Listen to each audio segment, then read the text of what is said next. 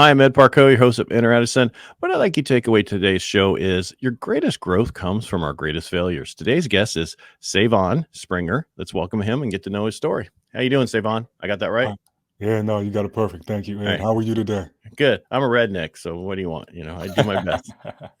No, it's all good. It's like I didn't ask you to say my last name. So, by the way, it's No, Parcaut. but Parcaut, yeah. I Yeah. thought it was Parcaut, and I was like, nope, let No, me it get a was different for idea. the joke was it was for a very long time in my life. My grandparents, they didn't care what people called them. Friend, they just called them Parker, whatever.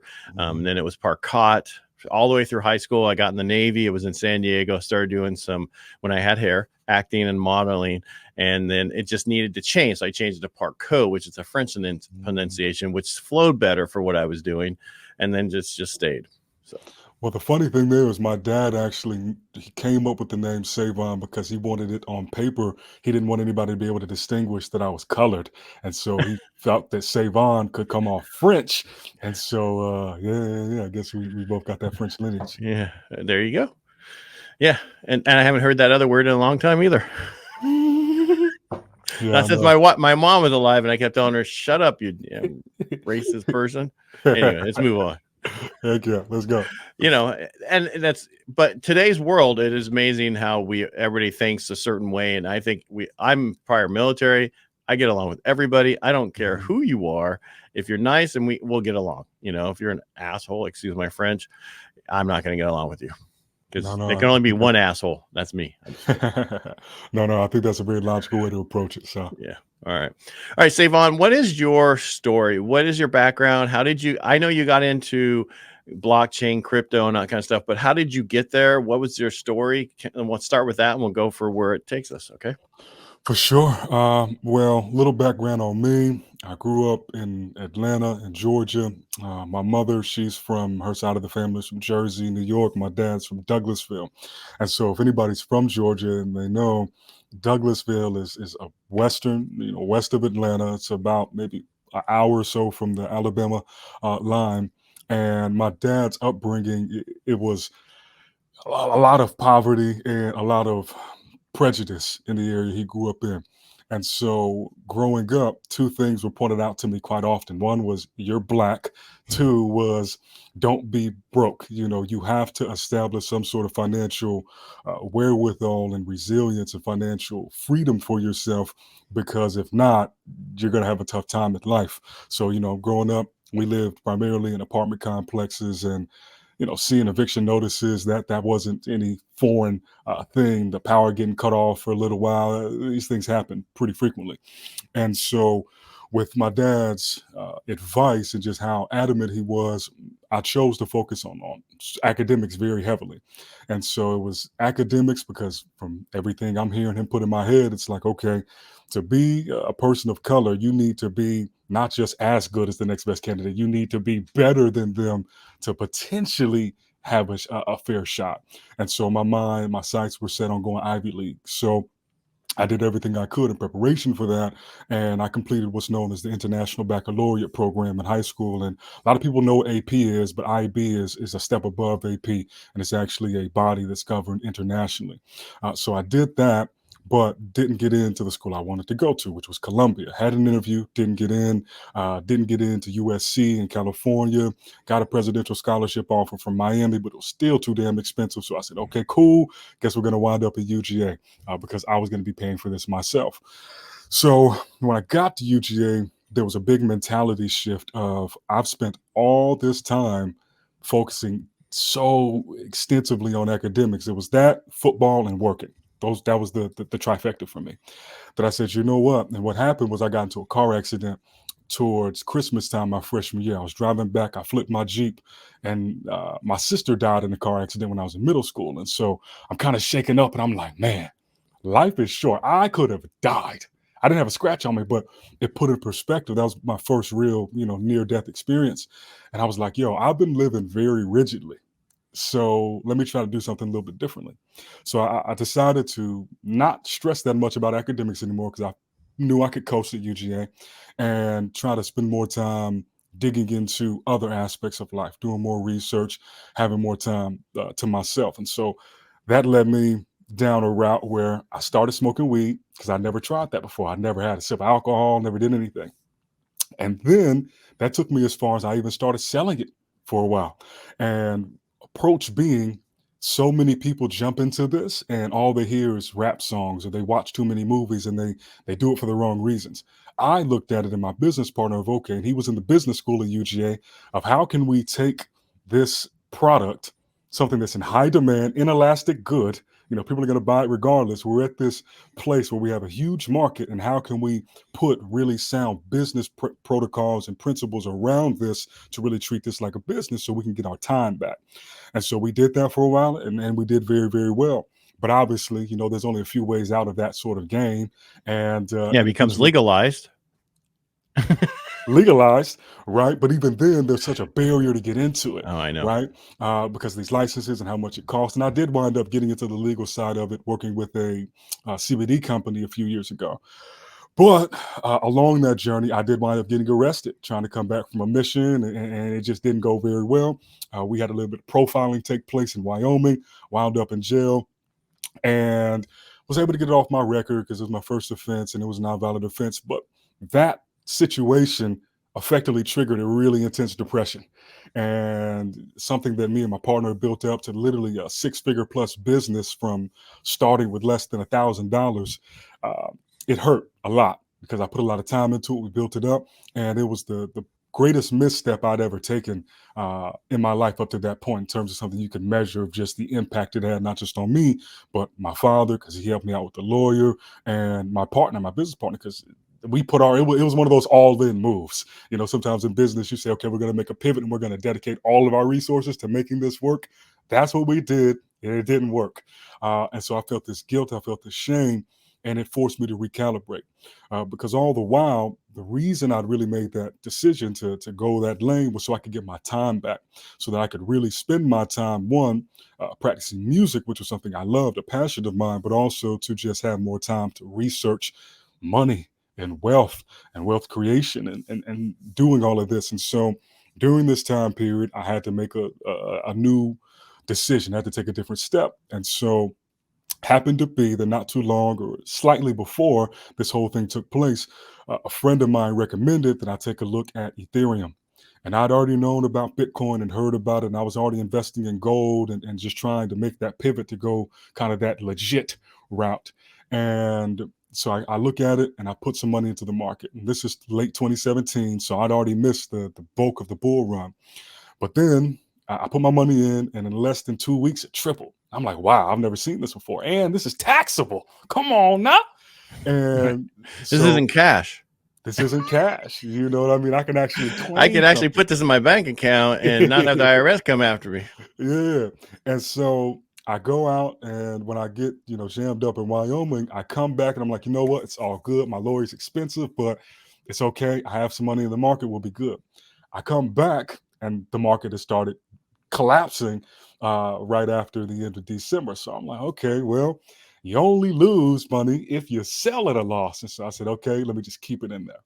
And so I kept it in the market, and that kept my mind share in the space as well.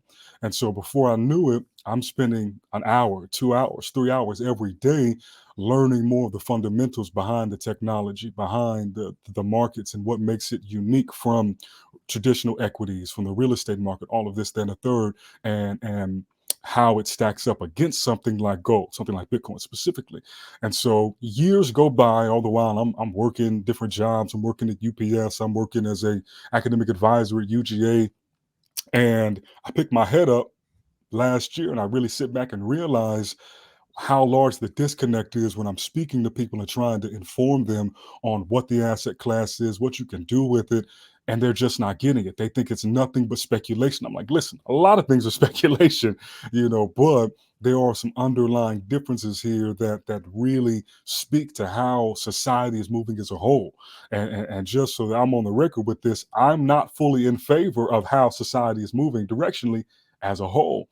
But the way I looked at it was, you can either be a victim of what's taking place, or you can learn what your adversary is doing for lack of a better phrase, so that you can be on the right side of it and know how your enemy behaves. And so I took that approach of I need to understand exactly how this technology works and both angles of it, because even the name blockchain.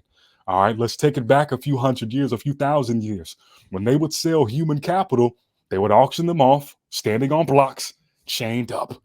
And so that nomenclature, that naming, I don't think is any accident, based on how some of these people want this technology ultimately to be used down the road, where everything is tracked. And there's a situation similar to what we see in China right now with their social credit system and all of that and how it's connected to the finances. And so I realized I was in a very unique position to take this information, not just from a fundamental understanding, but also from the investment side, from the trading side, because I was also teaching myself and getting experience over the several years doing that as well. How can I synthesize all this information so that your everyday person could understand it at a very deep and profound level, so that they could truly achieve a state of blockchain literacy, so that they don't have to wind up on the poverty and bondage side of the equation, but the prosperity and freedom side of it, because there's a big difference. And it really comes down to knowing exactly how to use these technologies and how to navigate them properly.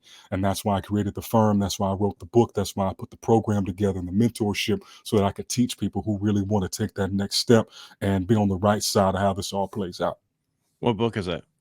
The book is called The Blockchain Blueprint. One moment. I got it right. That's somewhere. Yeah, somewhere right here. Boom, boom. Yeah. Here we go, right here. The Blockchain Blueprint. All right. Not that this matters. I assume self-published. Yes, indeed. Self-published. We're living in a new age, man. Everybody self-publishes. The best part about self-published is if you want to update it, you can, and then the next one's come out already updated. I've already updated it once. Yeah. I mean, that's the best part of self-publishing. Plus, it's you own it. It's your. Right. I had Tucker Max on. You know Tucker Max is. He owns Scribe Media. Okay. Yeah, I've heard of Scribe Media, though. Yeah, they did the David Goggins book, and he talked about the whole thing, how much more money David Goggins made by going self-publishing versus regular publishing, and he actually still owns it. So it's important to do that when you're going to write a book, to have it self-published. However, some people want traditional publishing so they can say, I'm in Barnes and Noble, or I'm over there, right? They want the prestige of it, but I think it allows you to move faster too. I mean, literally from the thought of, okay, I want to do this as a book. And I mean, I had that idea, but from the day I started to the day it was published was less than 60 days. Right. So, that's just something you can't really do with traditional publishing, where they may take 4 or 5 manuscripts a year. So I'm super grateful for that. And also too, at the end, I want to make sure that all your audience, they can get the book for free as well. So I want to give them the link for that before. And not before I get mine signed. You're laughing. What are you talking about? I have them all back over there. Everybody I've had on has a book. They have it over there signed. And normally I run into them in other places, but we'll get into that later. All right. So you spent this time learning about blockchain and cryptocurrency. Besides the fact that you wish you would have got in earlier on Bitcoin in 2009, like we all wish we would have known. There's so much that I wish I would have done looking back, myself personally, that, you just never know. There's just so many things that happen, and you have to be invested in a lot of things, because I look at the stock market just like sometimes like gambling, right? Sometimes, because you never know really if it's going to go up, go down. What's the point? You have to have money that you can have in there for a long period of time, not worry about it, or whatever you do, whatever trading you do. For me, real estate asset always goes up, sometimes comes down, but most of the time it always goes up, right? Yeah. So, because you can only build so many houses, and there's only so much land. There's only so many places you can build buildings. I'm not saying blockchain, that cryptocurrency isn't. I have some. I'm not saying I don't. All right.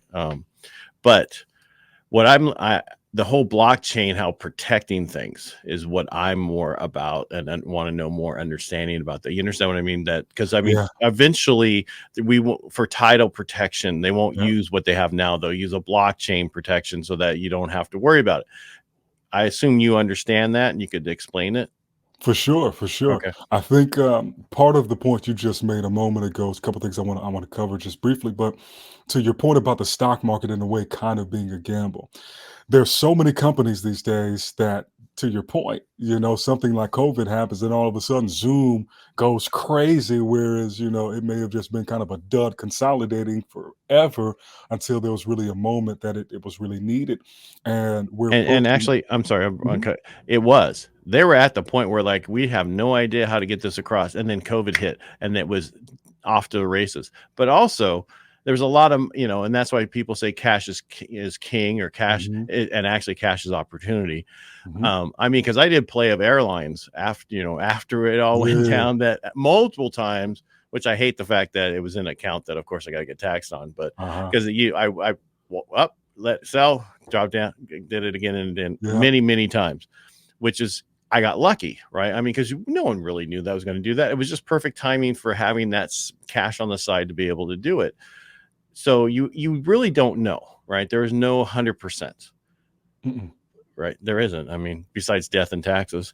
And so the only thing you can do is put yourself in the best position to Right. succeed. And somebody like yourself who sits and spends time picking from the best minds, and really trying to be in tune with what's happening in the world, you're in a better position to have a frame of what might take place and almost probabilistic outcomes. And so when you pair that with being able to look at a chart and say, okay, where was the last high at? Where was the last low? Do I see a range? Is there some fundamental news that could affect this?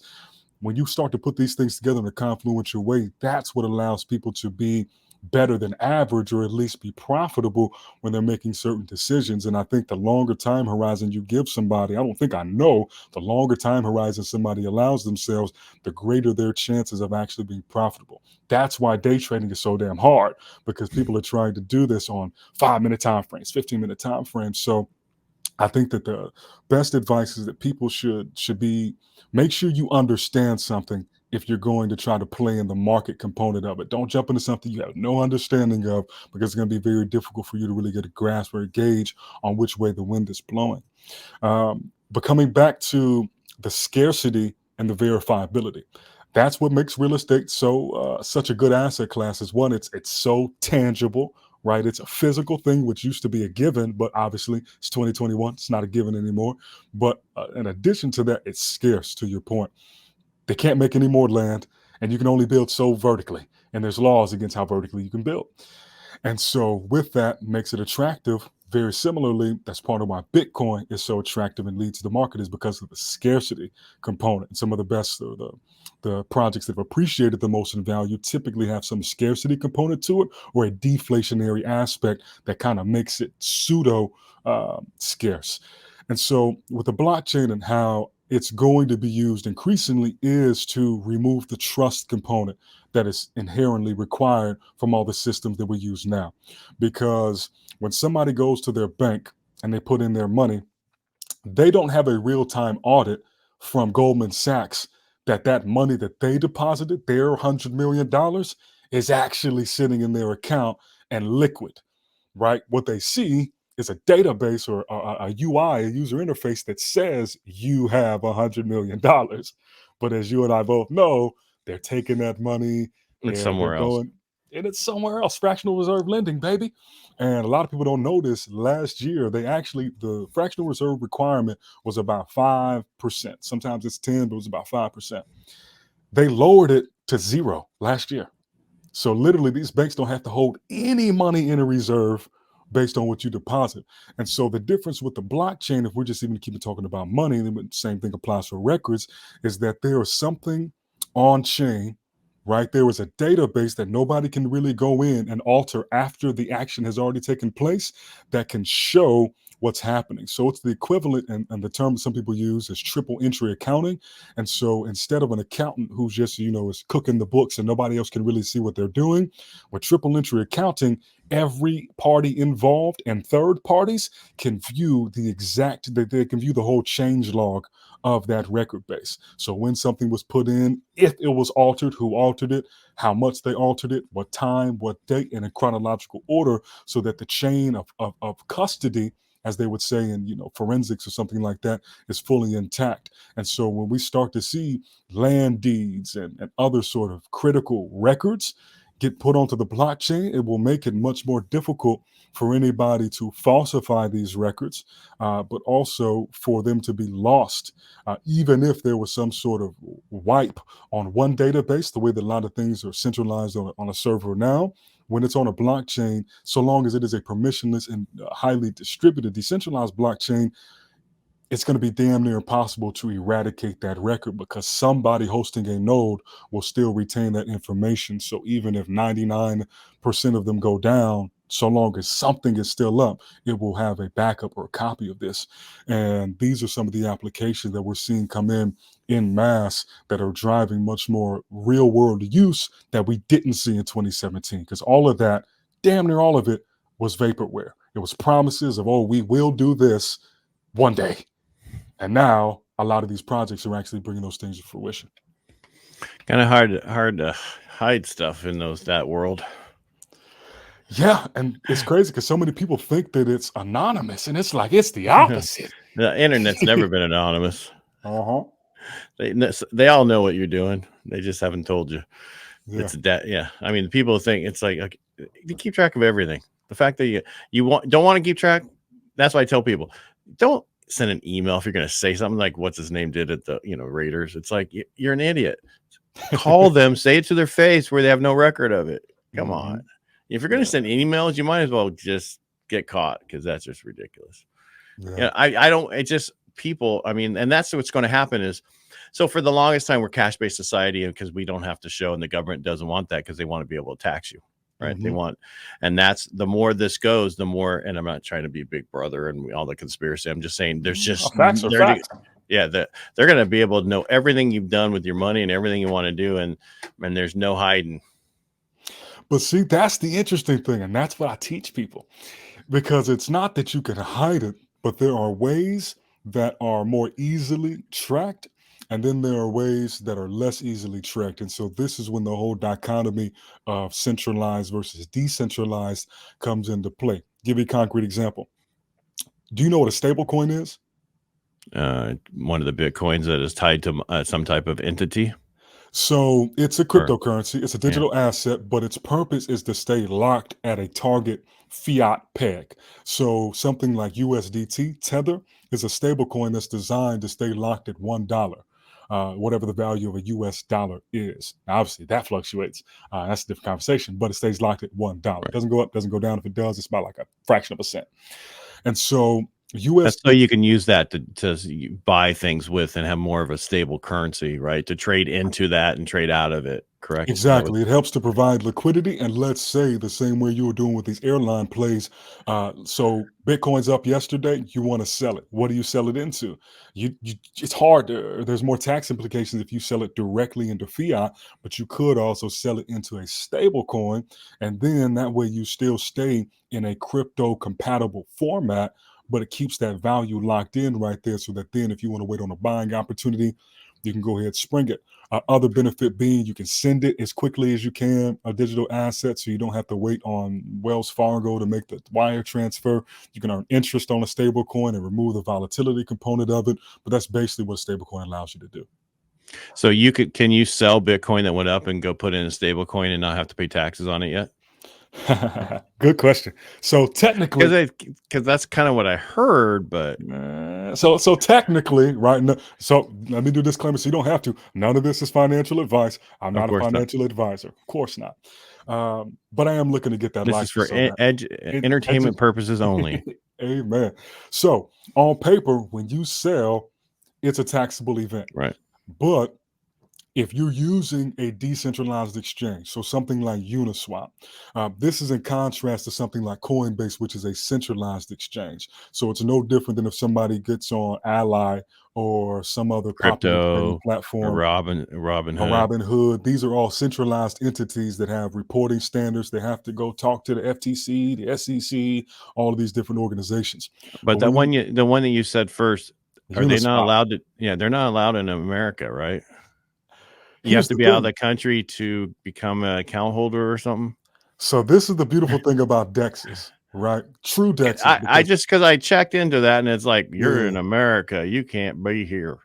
Yeah. So it depends on what we're talking about because there are still some centralized exchanges that have minimum KYC requirements. That's a little bit different. It's like gradings. You have centralized, like Coinbase at the very top. That's the most centralized. And then you have something maybe like a KuCoin that will allow you to create an account with only an email address. And there's just different things you can and can't do on the platform if that's your level of verification. And then you have something like a DEX that like Uniswap where there are no accounts. They're literally you open the platform and it gives you two options. There's a box. One, you put in a currency that you're going to be used that you're going to be selling, and then you're going to put in the crypto that you want to receive. And then once you stipulate that, it connects to what's known as a self-custody wallet, something like MetaMask, which you can download an extension for your browser. And then it's going to automatically make that exchange of those two pairs inside of your wallet directly, and then it's done. Now, the trade-off, the fees are ridiculous, particularly on the Ethereum network. So to make a trade, you might wind up spending $80. But the fees on Coinbase are also ridiculous.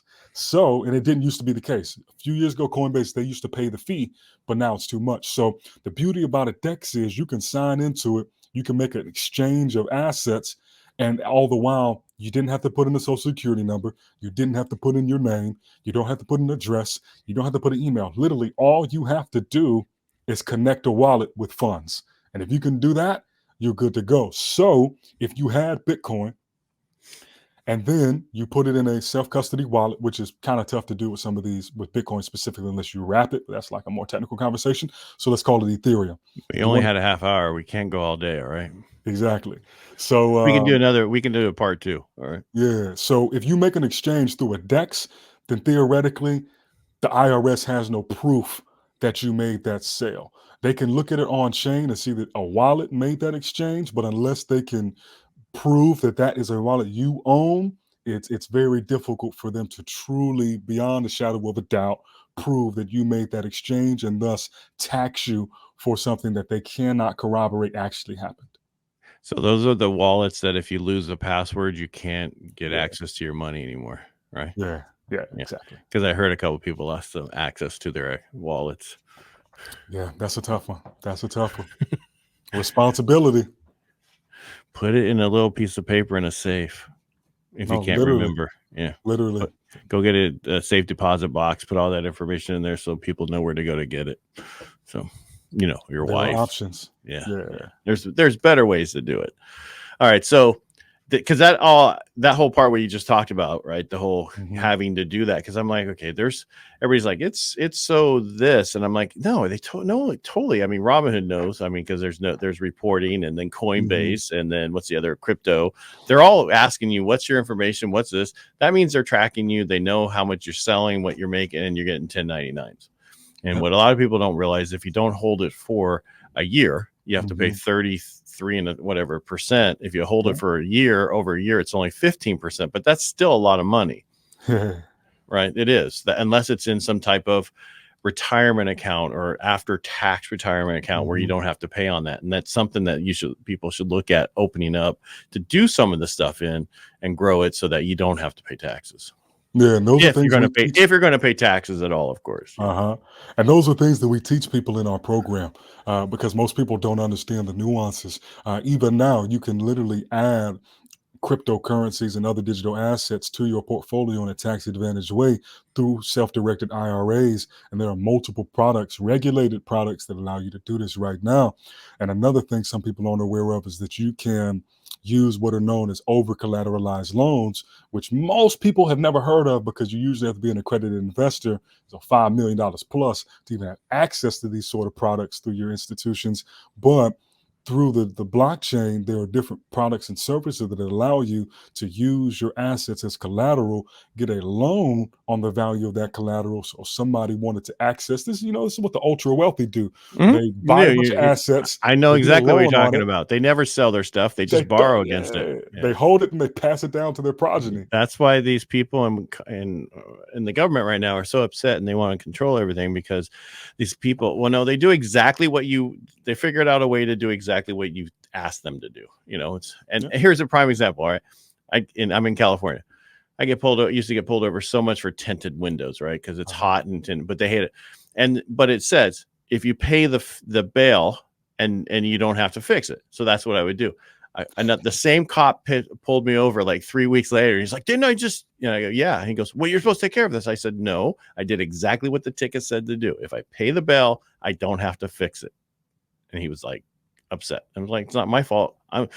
You set the rules. I'm just playing within them. Right. And so it's the same thing here is you just have to understand what's allowed so that you don't have to sell things. Because the worst thing that you have is a death tax.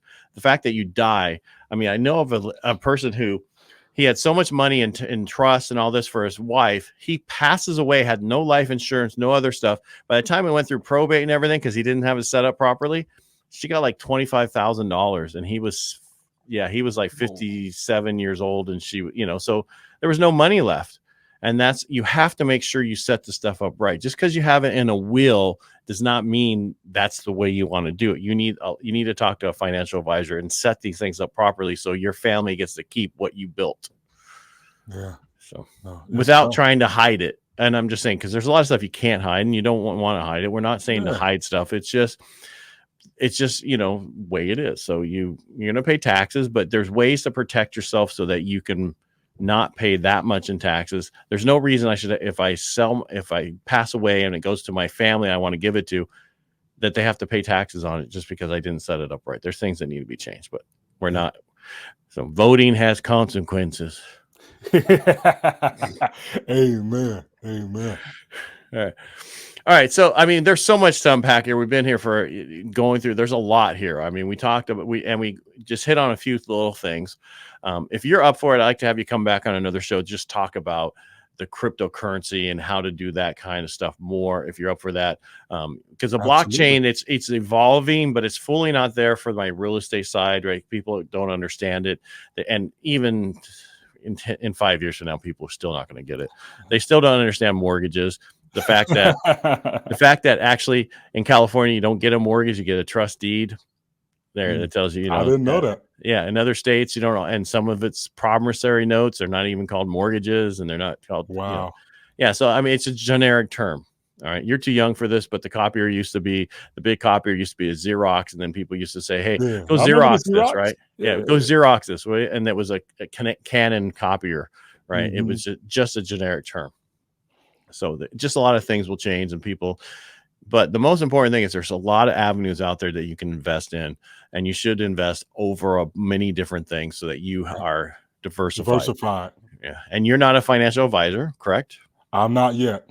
Okay. Yeah, you're working on that. All right. But I'm just saying, so what we're talking about today is more just understanding what's out there and how to play with it. I just talked about a few things I had done. I'm not advising people to go do it. Do any of these things. Yeah. You need to go figure out what you want to do and talk to somebody. The one thing that worries a good financial advisor I know that I have on my show occasionally, he's an older guy, and he's like, the one thing he hates about cryptocurrency is the fact that it's going to potentially destabilize the dollar. And right now, if you want to buy oil, right, mm-hmm. over the Middle East or whatever, they have you convert it into dollars, whatever your thing is, to buy oil in dollars. Mm-hmm. He's worried that one day that the dollar won't be the currency, and that's really going to affect America. I mean, absolutely. But we must keep in mind how this whole process took shape. I mean, the dollar used to be backed by something. It was not a fiat currency. You mean the gold? You mean gold? The gold standard. And then when they moved it from gold, then it became the petrodollar system. And ultimately, you and I both know this is a house of cards, and the chickens have been waiting to come home to roost. So, it doesn't matter if it's cryptocurrency that pops the bubble or it's, some sort of solar flare catastrophe they want to tell people is going to take place. Whatever it is, this is a problem that didn't happen overnight, and it's not going to get fixed overnight.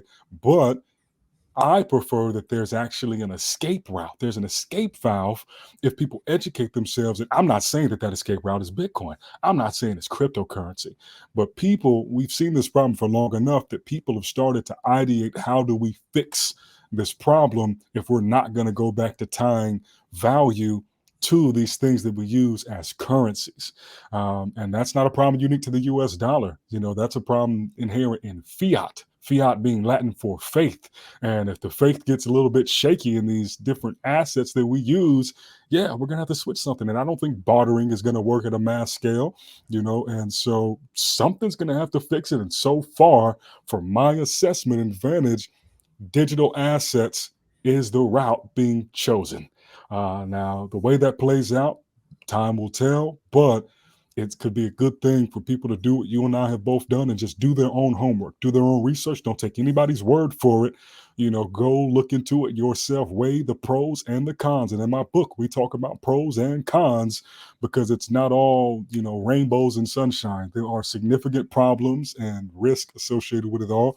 But that's what I'm here to do, is educate people on that so that we can move into a future where we have more choice about what it is we want to do. All right.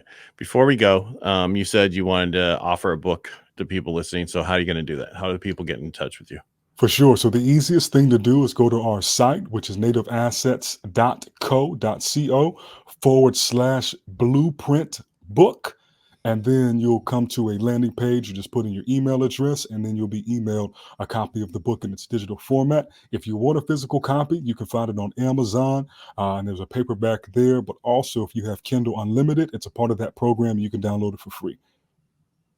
Did you do a voice version yet? I'm working on it. Yeah. And I'm Because actually, you should be do voiceover in your other job too while you're at it. So yeah, I've been told that I used to take acting lessons and all. And in a prior life, I wanted to be an actor, maybe somewhere down the road. I actually do music, so I use my voice a good extent. There you go. But we're going to put the audio book out as a podcast as well. Good. All right. Sounds great. And, Sae'von, thank you for coming on the show today. There's so much more I want to get into this, but I really like to keep these to a certain time period. So I definitely want to have you come back. We'll talk after we get off here about how that'll work out. Okay. Sound good? Perfect. No, that's great. Thank you so much for your time, man. I appreciate it. No, I appreciate you being here, man. Don't go anywhere. Hey, I want to thank you for joining us today on Enter Edison. I hope you enjoyed today's episode and especially what Sae'von shared today. Remember, if you like what we do here, just follow for more. And we'll talk to you next week.